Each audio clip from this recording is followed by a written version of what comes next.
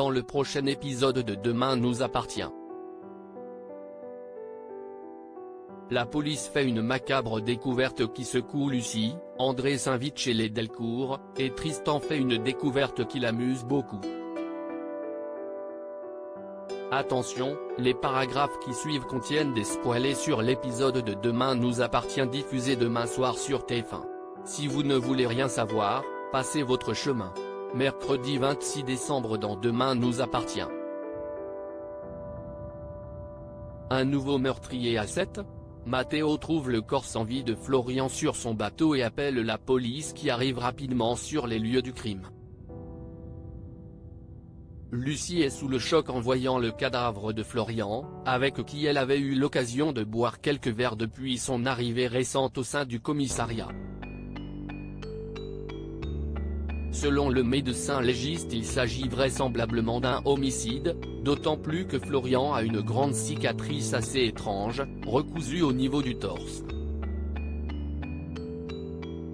Alors que l'entourage de Florian leur confirme qu'il était un homme sans histoire, passionné par son travail, Martin suspecte rapidement la possibilité que ce meurtre soit à l'œuvre d'un tueur de flics et demande à Karim et à Lucie de se pencher sur les affaires sur lesquelles travaillaient leurs défunts collègues. Plus tard, au cours de leur entraînement de boxe, Lucie confie à Karim qu'elle pense que Florian était trop gentil et que ça lui a peut-être coûté la vie. Karim remarque les regards que se lancent Lucie et Fred, leur entraîneur, et s'en amuse. Une fois l'entraînement terminé, Fred demande à Lucie si elle connaissait bien Florian avant de l'inviter à aller boire un verre. Une proposition qui tente la jeune femme qui est pourtant obligée de décliner parce qu'elle doit retourner au commissariat. En effet, le légiste est prêt à faire part de ses conclusions. Il révèle à Martin, Karim et Lucie que Florian est mort hier aux alentours de 23 h, d'une mort non naturelle, comme il l'avait suspecté dès le début.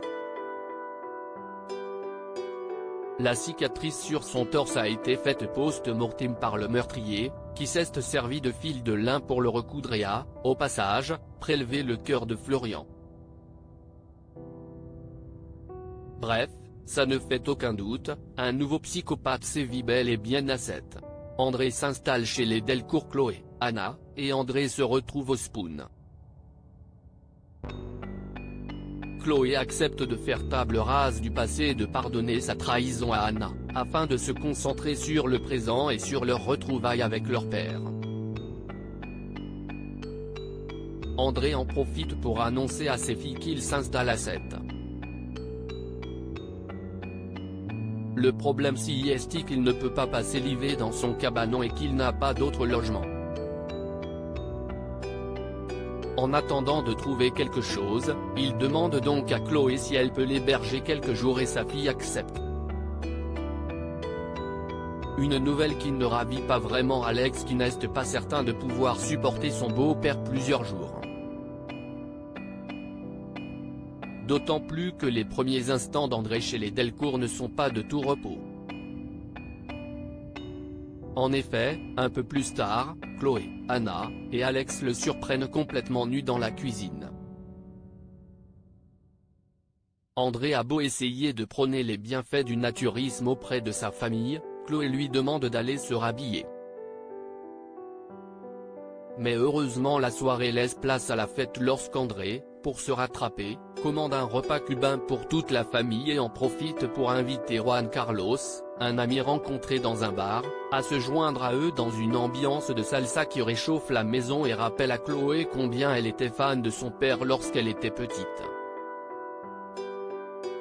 Tristan jubile, Thomas un peu moins alors qu'il apporte des serviettes à sa mère dans sa chambre. Tristan la trouve en petite tenue en compagnie d'un homme qui n'est pas Thomas. Tina explique à son fils que le changement de partenaire a du bon et cette découverte matinale semble réjouir Tristan qui, un peu plus tard, peine à tenir sa langue et finit donc par annoncer à Thomas que sa mère a passé la nuit avec un autre homme. En colère, Thomas demande donc des explications à Tina qui lui répond qu'ils ne forment pas un couple, qu'elle est grande et qu'elle fait ce qu'elle veut. Thomas réalise alors que Tristan avait raison au sujet de sa mère, Tina est un monstre. Après avoir rappelé à son fils et à son amant qu'elle fait ce qu'elle veut, quand elle veut, et avec qui elle veut, Tina fait ses valises, prétextant qu'elle part fêter le 31 en Sicile avec un ami. Et juste avant son départ, elle confie à Gwen qu'elle a fait le bon choix en quittant son fils, qui avec le temps va forcément devenir un vieux réac.